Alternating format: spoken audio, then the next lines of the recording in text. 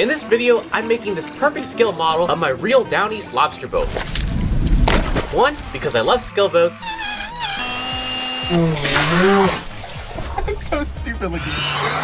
2, because I need a real boat to test some modifications on. And 3, you guys really like my original tugboat, which has thousands of downloads. And it turns out, if you go to AliExpress, you can just buy one that someone printed out and is selling, even though I said not to do that. But hey, I guess that's the price of putting your stuff online for free. You can't really stop it. We're gonna make a bigger scale model that you guys can obviously print at home.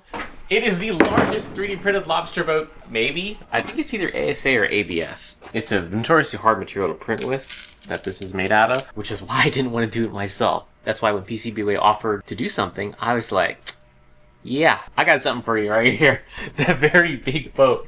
It's huge and it does not disappoint. You designed this whole thing? I designed the whole thing. Come on, does it look familiar? It's based off my actual boat, Dave. It's like a replica of my boat. And there's a reason for this. Because not only is this a really cool giant RC boat build that we'll be doing, but it's an actual test bed for a whole experiment I'm going to do on my actual boat. But right now, it's just held together with pins. Because I want to see how big it is, but we need to assemble this thing properly so we can actually use this. Alright, look at our glorious boat. I actually did design it to be this big, but it has these indexing pins that we'll use. And then we'll slide it together. And because this is printed out of ABS, we can solvent weld it together for a very strong bond. I'll also hit it with some fiberglass around the seams and stuff. But this should be a very, very tough boat that we can take through some very big waves. Since PCBWay offered to print this, I took them up on it because it's so big, it does not fit into my printers. I mean, obviously I could slice it, but I wanted to see how PCBWay does with very large prints. And so far, I'm very impressed. Another thing too is this is ABS, and ABS is very toxic smelling. So I mostly just print PLA on my machines. So I didn't have to deal with it. Okay, we need to put this thing together. Let's start with the hull. So why did I choose ABS? Well, ABS is much tougher than PLA when it comes to heat temperament, mainly getting it hot or leaving in a hot car. So ABS is the superior plastic to use. I also have some history using ABS, and you can solvent weld it, which is perfect for this boat and removing some of these layer lines. Because, well, they are a little bit thick. I imagine PCBWay had a very big industrial printer to print this thing out on, considering that the parts are very uniform and not warped. Acetone! It's time for the solvent welding. So the ABS will be dissolved by this acetone and will be pretty much fused together permanently, which is awesome because it doesn't rely on any super glues or anything like that, which I would normally use for some PLA parts. And we're also mechanically screwing a lot of this together so we don't have to rely too much on the index pins to hold together. Some M3 stainless screws will hold the whole boat together. And this wouldn't be a boat project without some Toto Boat finishing stuff. So I had this Toto Boat Toto Fair, which is an epoxy-based filler compound where we're going to use to fill some of the thicker layer lines and make this thing a lot less bodywork and sanding.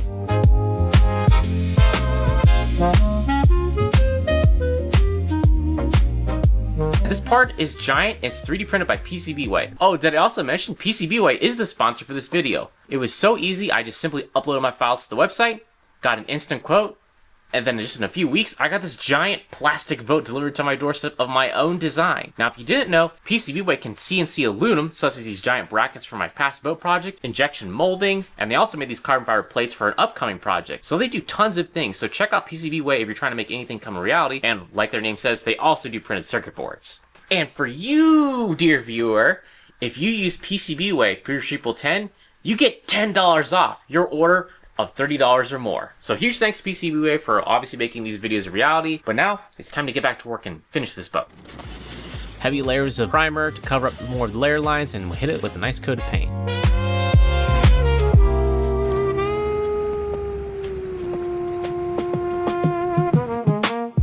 I didn't really feel like taping off a lot of these scale details when I could just use a paintbrush to paint some of the, well, on the real boat I have some Total Tread here, but this is just some gray spray paint I got from Walmart, and it looks pretty fantastic.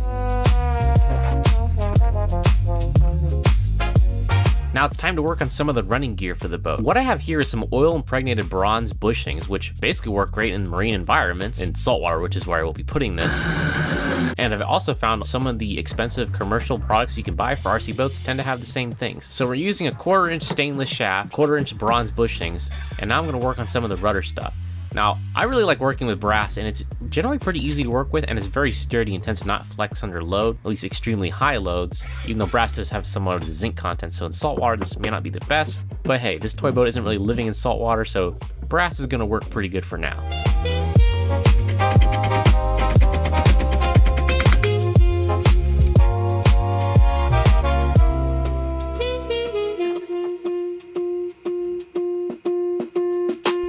cool trick you can try too. If you have some super glue and some baking soda, you can actually make a really impromptu, very quick filler that drives ultra fast and is ultra hard.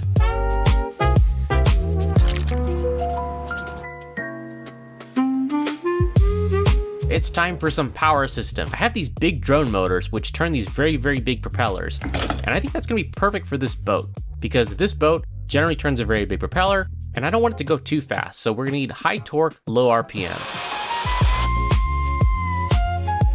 Now I'm gonna go with a belt drive because I think it's gonna be ultimately quieter than using something else like a gearbox. So we're gonna try this thing out. I got these HTD3 belts, which were kind of hard to find on Amazon, and I'm gonna print some parts out and marry them together with the boat. Now it's time for some scale details such as the mast, the smoky stack, and some other small stuff I have on a real boat. I wanted clear windows in this boat, and I printed out the windows in multiple parts such as these frames that we can set some acrylic in, because maybe I want to try some FPV camera footage inside the boat and drive in some big waves in the future, but that's probably going to be a future video. Some more of the scale details are the stainless steel railings I have. I don't know if I can solder stainless steel, so brass is going to have to work for this.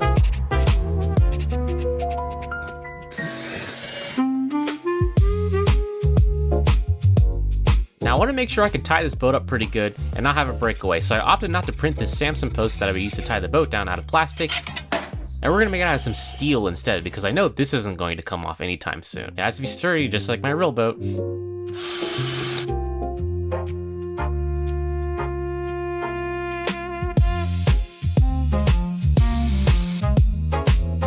Finishing up some of the tedious little details is this transom gate that I have on the real boat for launching projects in the water. And the last thing I want to do is put this foam gasket in so I can make the boat waterproof, so water rolling over the back of the deck doesn't get my electronics all wet.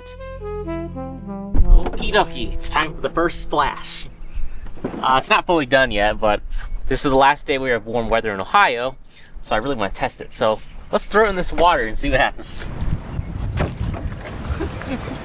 Well, it works. It floats.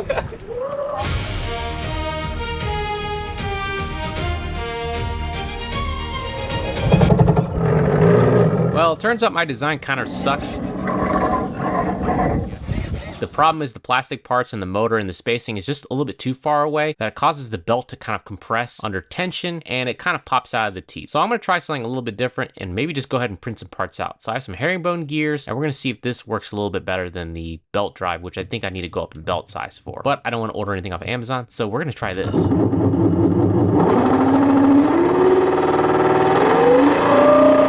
My real boat also has a bow thruster, so I want to recreate that too because that's super cool. And if you didn't know, you can actually just run RC brushless motors wet underwater, so just spraying a little bit of oil in them after you're done with them, they actually live a pretty good long life. It's time to recreate the arch on my real boat. This is basically an A-frame davit, and I'm going to make it out of aluminum, just like my real one.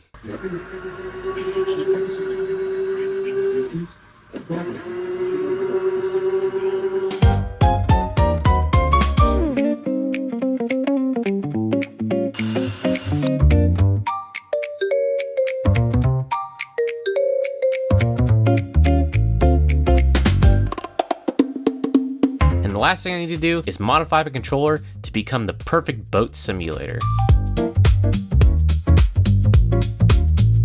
This is the Radio Master Pocket. I'm just taking it apart because it's honestly a cheap little radio I can kind of sacrifice for this project, so no biggie if I don't really get it back in working condition. But it's gonna live a pretty cool life being this perfect boat controller. It basically needs to function like my real boat, which has these throttles like here, and the steering is also on a wheel, which I kind of wanted to replicate, so we're gonna do that too.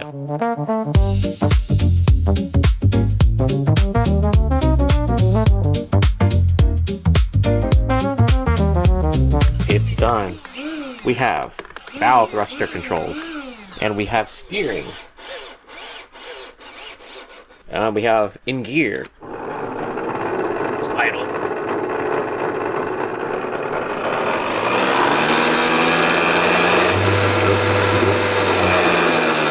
Take it back out of gear and neutral. Reverse is the same thing. Pop and reverse.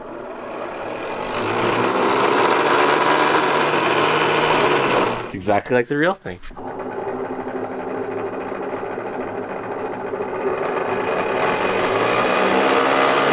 The reason why I did it this way rather than removing the potentiometers is it doesn't have any potentiometers. These Radio Master radios have Hall effect gimbals, which is really interesting. You know how Magnet has like a north and a south? It's actually polarized this way, where it's split this way, so the north is up here and the south is here. And when it moves, the magnetism changes and the Hall effect has a little thing that reads it. So it's kind of cool how that works. A little sidetrack there. That's why I kept the original housings. See that throttle there, and up here, can't really see it, but the selector is in there. So you have neutral, and then it hits a little switch. Micro switch goes the other way, and it's all wired in to the controller.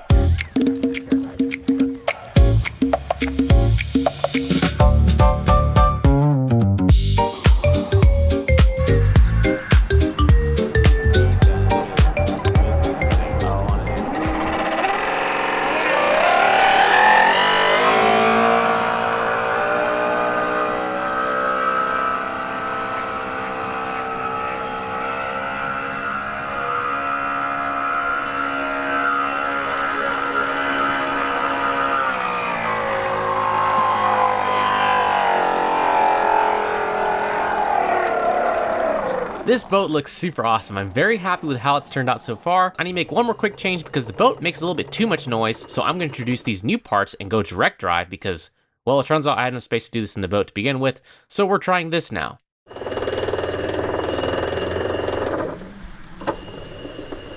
So much quieter. On our lovely snowy Ohio day in the middle of spring. I hate this place so much. Unfortunately, Ohio's being weird again, and for some reason, it's snowing now, even though it was 70 degrees just the day prior. This isn't the best outdoors weather, especially for someone who doesn't like to be cold. Let's go to Florida.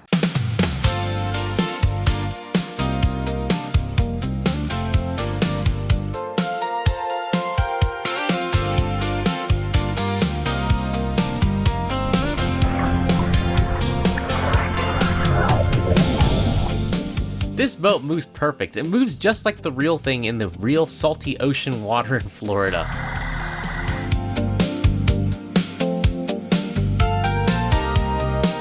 This is where the BHM 31 meets its offspring, the tiny little boat. Okay, but for real, this thing looks amazing. It works really, really well, and it's going to be a perfect hydrodynamic stand-in for modifications to the real boat. But just on a smaller scale so I don't spend all the money modifying my real boat just to find out something works or doesn't work.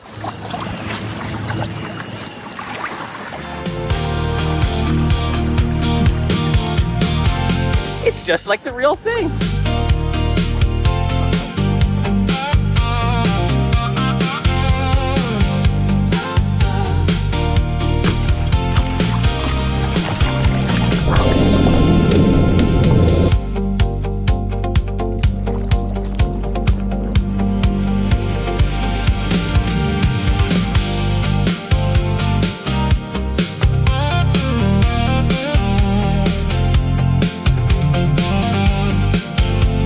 Heard a sound this morning. It sounded like a bird. You know where the bird was when we were sleeping on the boat? I guess they don't have they must not like model boats. My boat got crapped on. Both of my boats. At the same time.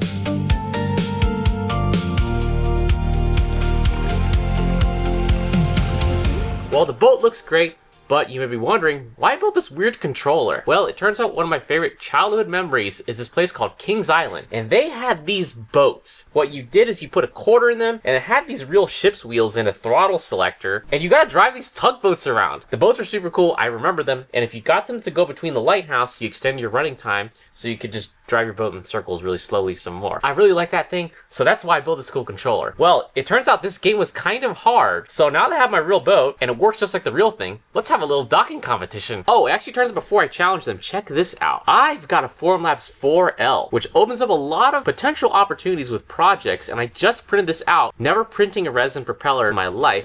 Whoa, that looks super neat. And this thing came out so amazing. It looks so good. It is spray painted, but this is made out of rigid 4K, and it is super strong. It is a lot stronger than the plastic propellers. We're gonna put this on the boat because this is going to increase my performance because this doesn't have the little layer lines. Well, I mean, it does, but it's so good, the resolution, that you really don't even see them. And the paint filled in all the little cracks. I'm super excited to try this out for some future projects. I have this boat. I have some unwilling contestants. We're gonna see if they can replicate this Kings Island attraction. We got a fun little challenge. They're gonna have to drive around this boat, go in a big circle, and then come back into this dock. Let's see who can do it the fastest. You have your gearbox selector. So the engine is running like the boat does. This throws it in forward gear, rear. and this throws it in reverse. I'm gonna punch this.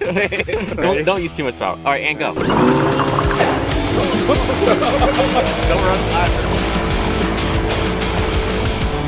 Actually, that's not too terrible. You gotta be perfect situation. Okay, let's see. 40 seconds. That's not too bad. Because he hit the dock really hard and he would have done damage to the actual boat. That's an additional minute's worth of damage. Oh, I just made it up. You never put it. And go. You're on the clock. Lot throttle. It's lot throttle. Let's get the boat. Let's get the boat. Oh, you're fine. Go faster. Don't slam into the dock, so go forward. Get ready to go forward a little bit. The handle's stuck. Get down. Okay, whatever. 43 seconds. All right, who's next? Cameron, you want to go? So this is your neutral because this controller is just kind of janky. And go. I have to go around the island. Yep. All right, looking good. You haven't crashed like old man. Now you gotta put it back in the slip. So you can put it in reverse. Now give it some throttle. They can go faster backwards. That's forward. And we ran in the dock too. 57 seconds. And go. Any way you want. You can go around the boat. Keep the island there. Yeah, you might have to give him $5. That's good. Overcompensated. All right, you ready? Set, go. First turn.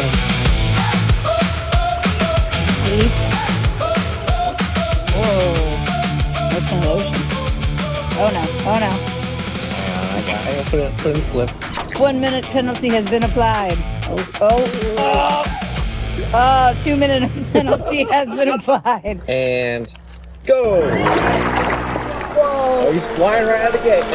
He's going around super duper fast.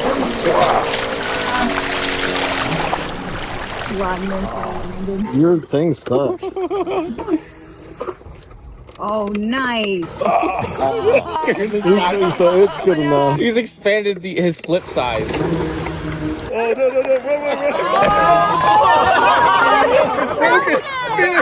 It's broken.